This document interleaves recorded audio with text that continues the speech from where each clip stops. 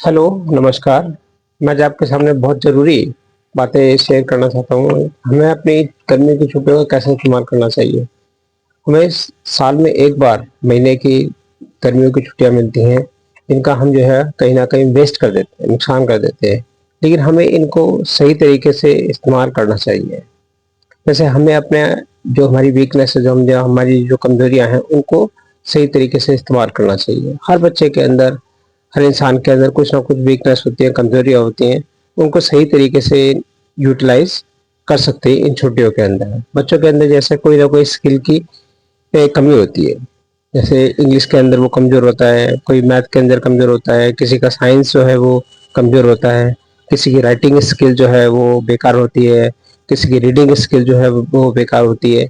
तो इन सब के लिए क्या हमें क्या करना चाहिए, एक टाइम को सही तरीके से मैनेज करना चाहिए।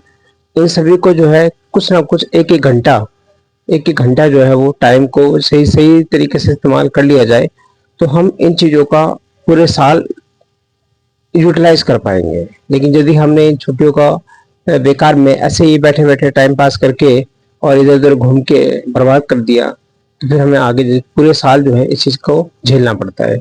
इसलिए इन छुट्टियों का सही तरीके से आप इस्तेमाल करें। मैथ के लिए प्रॉपर तरीके से कम 2 घंटे का टाइम दें। इंग्लिश के लिए भी कम से कम 2 घंटे का टाइम दें। राइटिंग के लिए कम से कम 1 घंटे का टाइम दें। राइटिंग लिखने के लिए 1 घंटे का टाइम और पढ़ने के लिए अलग से 1 घंटे का टाइम। इन सब के लिए 1 1 घंटे का यदि आप टाइम देते हैं, सिर्फ 4-5 घंटे के अंदर ही आप देखेंगे कि आपको पूरे साल जो है आप इस चीज़ का लाभ उठा पाएंगे। लेकिन यदि आपने सिर्फ और सिर्फ इन छुट्टियों को इधर उधर जाके टीवी देखकर, फोन देखकर, इधर उधर की बातें करके टाइम, तो कहीं ना कहीं आपको नुकसान हो जाएगा। इसलिए मेरी आप से गुजारिश है कि आप इन छुट्टियों का सही तरीके से इस्तेमाल करें और अपने आप के अंदर एक बहुत बड़ा चेंजेस देखें, बदलाव देखें। जय हिंद, जय भारत। Thank you.